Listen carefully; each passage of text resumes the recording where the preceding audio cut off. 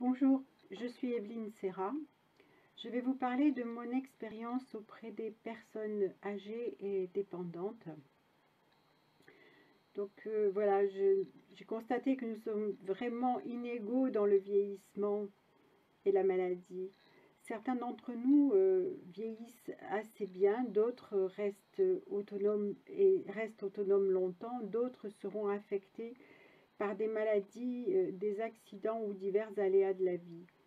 La société change, les technologies mises à disposition s'imposent à tous et aussi ceux qui ne les appréhendent pas sont rapidement perdus et n'arrivent plus à s'insérer au niveau sociétal.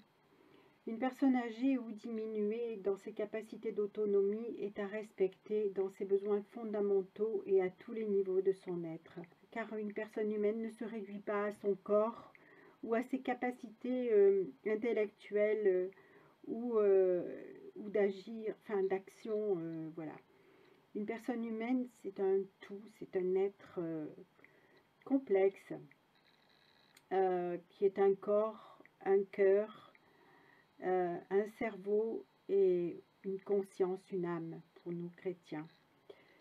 Considérons qu'une personne en situation de dépendance perd facilement confiance en elle et dans les autres.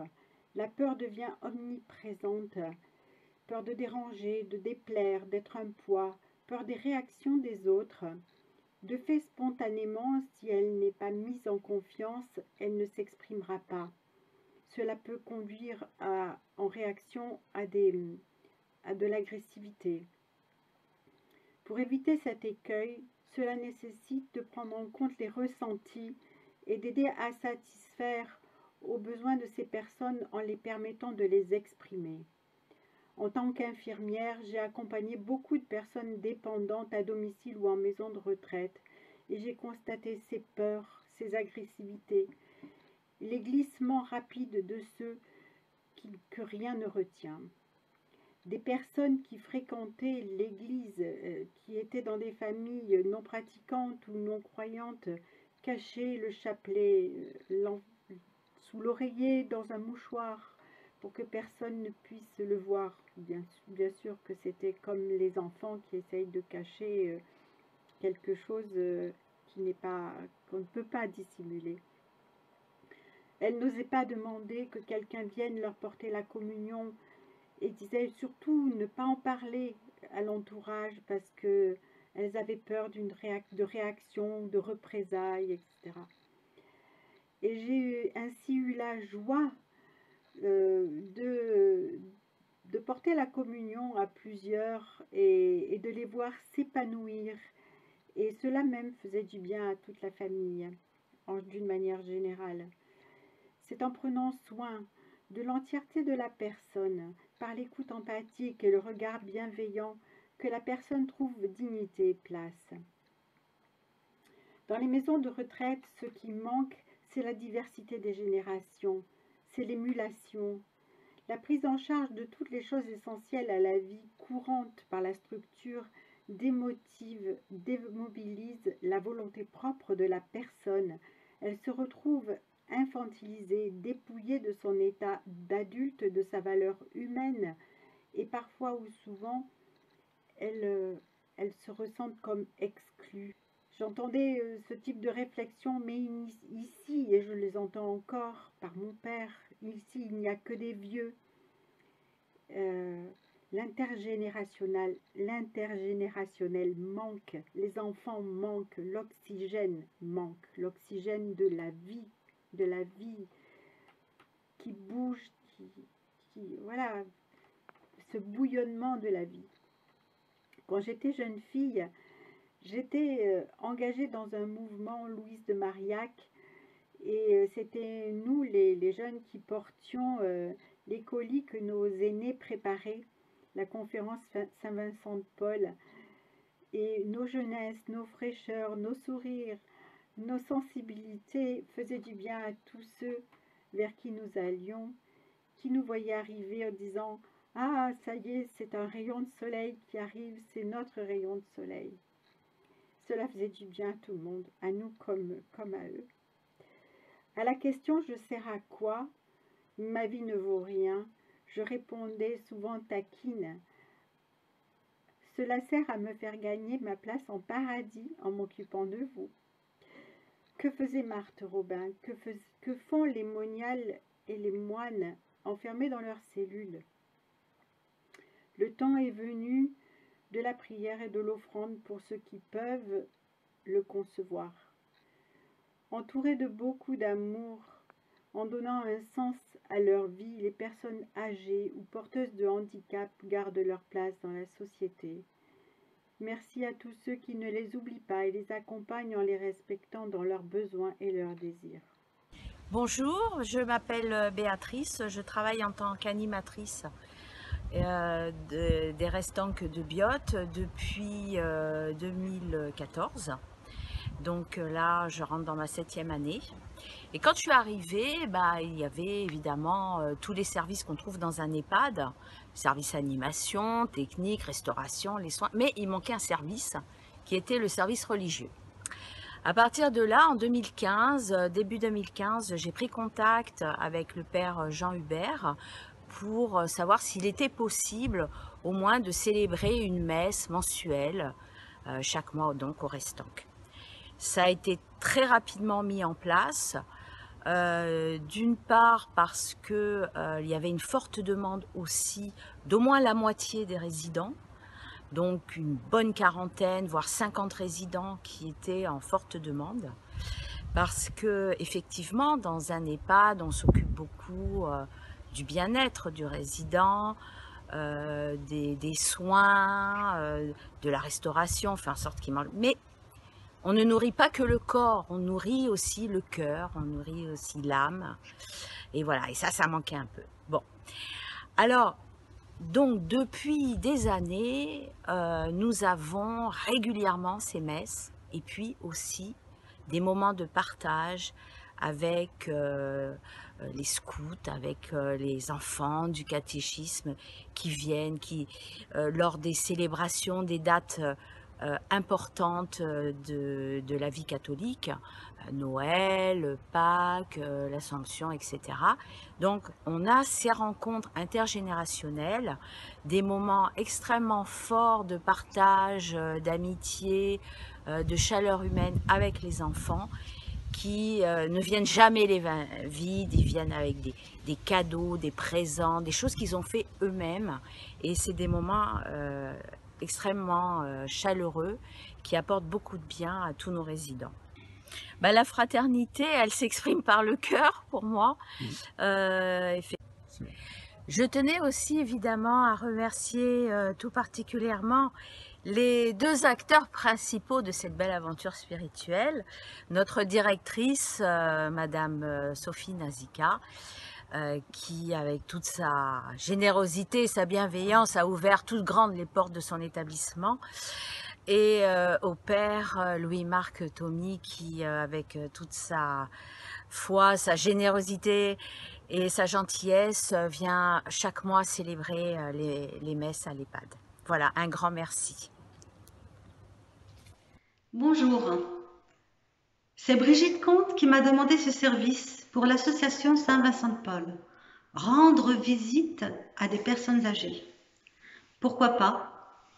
Il me fallait un service autre que dans la paroisse, sortir de ma zone de confort. Alors je rends visite à Pierrette, depuis 3 ans, dans un EHPAD sur Grasse. Elle avait alors 87 ans. 2 fois par mois, nous sortions, je prenais la voiture et nous allions nous balader. Parfois 2 heures de route, juste pour voir le paysage défiler. Quand le temps le permettait, nous allions voir les joueurs de pétanque à Voulbonne ou à Montsartou. Nous allions chez Botanique pour voir les jolies choses à vendre. Pierrette s'extasiait devant les fleurs.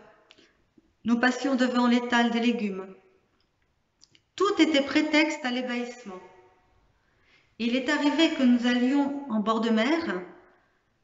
Je dépliais les fauteuils, nous mettions un plaid sur nos genoux et puis nous regardions pendant une demi-heure le large, les oiseaux, les galets. Quelle joie sur son visage quand j'arrivai dans sa chambre pour lui dire « Bonjour Pierrette, on va se balader ?» J'avoue avoir été surprise par son émerveillement quand sur la route, elle regardait et disait « Que c'est beau, que c'est beau !» Je me forçais à regarder et je répondais « Oui, c'est beau !» sans plus. Tout était beau, même le rond-point. J'avoue que très vite, je me suis dit que Pierrette avait bien raison de s'émerveiller. Ce que je prenais pour le facile étonnement, le regard d'une personne âgée, était en fait un éblouissement de cœur. Car quand on est privé de sa liberté, toute sortie a le mérite d'être accueillie comme un cadeau. C'était amusant de repasser dans son ancien quartier, un aller et un retour. En 2 minutes, elle avait oublié le premier passage déjà. Aujourd'hui, avec le Covid, tout cela est terminé. Je n'ai pas pu voir Pierrette de mars à mi-juin 2020. Interdiction de sortir, port du masque. Nous faisons quelques pas, bras dessus, dessous. J'essaie d'attirer son attention, de la faire parler, mais Pierrette ne parle plus. Elle a beaucoup perdu pendant le confinement. Second confinement, interdiction totale des visites. La voix de la réceptionniste est sèche. Dans quel état vais-je retrouver Pierrette? L'émotion m'étreint. Je revois Pierrette dans le hall d'entrée, derrière une vitre en plexiglas. Nous avons le droit à une demi-heure, comme au parloir, interdiction de toucher, sous la surveillance d'une personne qui voit tout, qui entend tout. Au bout de 2 minutes, Pierrette est perdue, elle se lève, cherche, il vaut mieux qu'elle rentre. Je demande conseil à la psychologue de l'établissement. Les visites ne perturbent pas la vieille dame, alors continuons. J'essaie de garder un rythme. La dernière fois, nous sommes restés 25 minutes, mais pratiquement sans converser. Je lui montre les photos sur mon portable. Très vite, son attention se porte vers le va-et-vient d'entrée. Je la laisse faire. Finalement, c'est une autre distraction. Les chariots et le personnel passent. Des familles viennent rendre visite à leurs proches. Je suis contente. Cette agitation la sort de son quotidien. De Pierrette, je retiens qu'il faut s'émerveiller maintenant, ne pas attendre. J'ai observé la patience. Je ne lui ai pas vu de saute d'humeur. Pierrette est coquette. Elle continue à prendre soin d'elle. J'ai vu des vieux dans une maison. Quand c'est la première fois, c'est surprenant. Le salon rempli de personnes grabataires. Pour beaucoup, je surprends un regard en attente, une espérance. Est-ce pour moi cette visite? Non, c'est pour Pierrette. C'est que cela que je vais devenir? Vieille, je le savais, mais vieille comme ça? Vraiment? Tous regroupés? Je mesure la liberté de mouvement que j'ai, la liberté de choisir encore, de ne pas dépendre physiquement de quelqu'un. Je ne peux m'empêcher dans un premier temps l'analogie avec la prison dans son manque de liberté. Même si cette maison de retraite de luxe est plus jolie, les personnes restent entre 4 murs. Pierrette était très joyeuse quand on sortait. Elle a l'avantage au moins d'avoir perdu la notion du temps. Je confie à l'Esprit Saint chaque visite. Pierrette avait pu me dire que Dieu ne l'intéressait pas. Un geste éloquent avait suffi. Alors le but n'était pas de la convaincre, mais de la servir, avec le Seigneur. Les quelques fois où, ayant rendez-vous avec Pierrette, j'ai pensé que ce n'est pas le bon jour, j'ai d'autres choses à faire. Alors je me souviens, ce que vous voulez que les hommes fassent pour vous, faites de même pour eux. Luc 6, 30.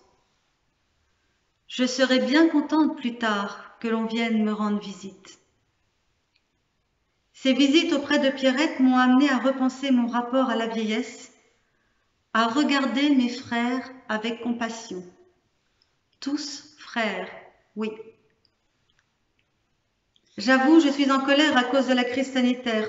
Rendre visite à une vieille dame, à un parent, se regarder à travers une fenêtre, ne pas pouvoir toucher, même pas la main, même pas pouvoir donner le bras, pour faire quelques pas. Je n'aime pas.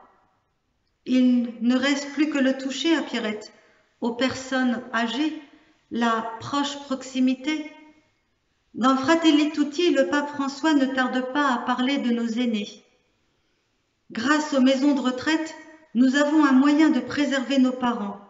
Ils sont en sécurité. Le personnel fait ce qu'il peut avec ce qu'il a.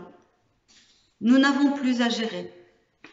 Mais aujourd'hui, nous nous rendons compte comment ce système a son revers, puisque nous acceptons de laisser aux soins d'autres nos familles. Acceptons aussi le règlement qui va avec. C'est interdire à un pour préserver tout le monde. Acceptons d'entendre sa maman dire « J'ai vu papa pleurer, je ne pouvais pas le prendre dans mes bras. » Je me sens pauvre. On a entendu ces personnes âgées qui avaient fait don de leur respirateur à des plus jeunes. Je rends grâce à Dieu pour ces actes d'amour révélés. Et je veux rendre hommage aussi à ceux que vous connaissez peut-être, qui ont donné sans qu'on en parle. Pierrette n'a pas l'air malheureuse, elle va bien. Elle est pas mal déconnectée. C'est peut-être un avantage. J'espère, la crise sanitaire passée, pouvoir reprendre avec elle, bras dessus dessous, quelques pas. Seigneur, je te prie pour accompagner chaque jour la faiblesse de nos aînés. Je te prie pour le personnel soignant. Je te prie pour que nous prenions la démesure de l'amour. Amen.